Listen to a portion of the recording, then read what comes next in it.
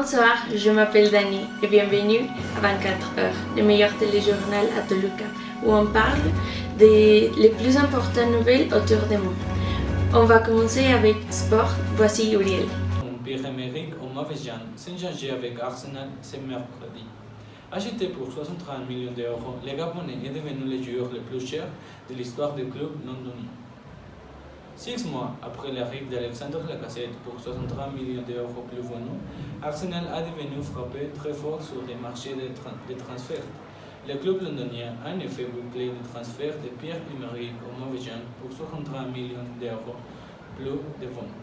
Le Gabonais succède à l'international français en devenant à son tour le transfert le plus élevé dans l'histoire des bonheurs. Arrivé à Borussia Dortmund en 2013 en provenance de Saint-Étienne, Aubameyang a inscrit 98 buts en Bundesliga et 25 buts en Coupe d'Europe avec le club de la Rouge. Merci Uriel pour votre information. Pour la politique, Milton est ici, alors on va passer avec lui. Merci Dani. La politique au Mexique. 7 mois avant l'élection présidentielle du 1er juillet 2018 et alors que la campagne ne commençait pas avant fin mars, le Mexique a déjà gagné la fièvre électorale. Les principaux partis politiques ont commencé à mettre en place leur stratégie. José Antonio Meade, le ministre des Finances, vient de démissionner et briguer la candidature du Parti révolutionnaire institutionnel au pouvoir pour la présidentielle. Le panorama électoral s'est dessiné petit à petit.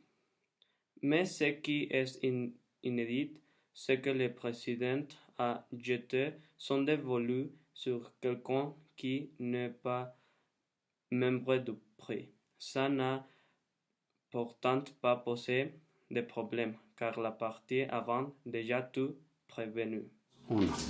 Parlant de la santé, Tonio nous incorpora plus de données. Allez-y, Tonio. Grâce aux basses températures présentées ces derniers jours, les adultes et les enfants ont contracté des maladies graves telles comme la grippe et la pneumonie. Les classes ont été suspendues dans la partie nord du pays. Il est recommandé à la population de prendre des médicaments préventifs et d'assister un médecin en cas de pneumonie.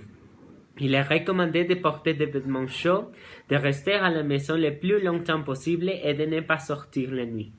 Il est également conseillé d'utiliser le chauffage, mais ne pas l'avoir à température élevée pour éviter tout dommage à l'environnement. Éviter la pollution, les émissions de carbone et aussi prendre soin de votre maison et vos familles. Maintenant, nous irons à la météo avec Mariana. Mariana, vous suivez. Merci beaucoup. Aujourd'hui, c'est comme une journée d'hiver typique. Il fait froid et dans ce moment, nous sommes à 18 degrés. Il fait un peu froid. Dans la soirée, il s'attend de températures beaucoup plus basses. N'est-ce pas?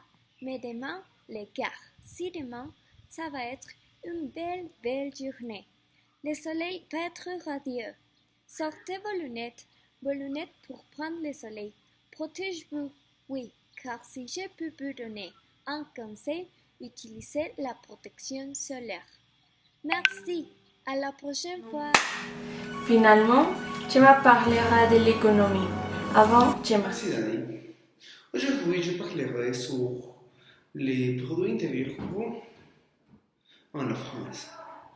Les produits intérieurs brut ont augmenté de 0,4% en novembre en raison de la croissance de la majorité des secteurs industriels. 17 des 20 secteurs ayant affiché une hausse et annoncé mercredi statistique. L'industrie productive de biens a connu une croissance de 0,8% après avoir enregistré une baisse de 0,5% en octobre.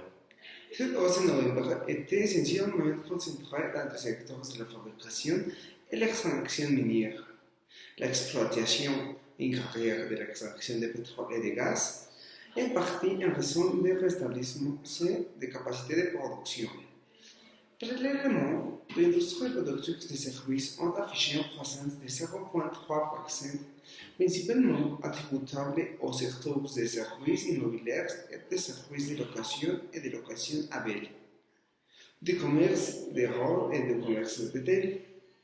Le secteur de la fabrication a enregistré une hausse de 1,8% en novembre.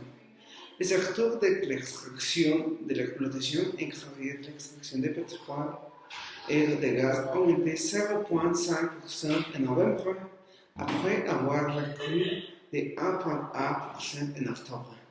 Après avoir inscrit une hausse de 1,2% en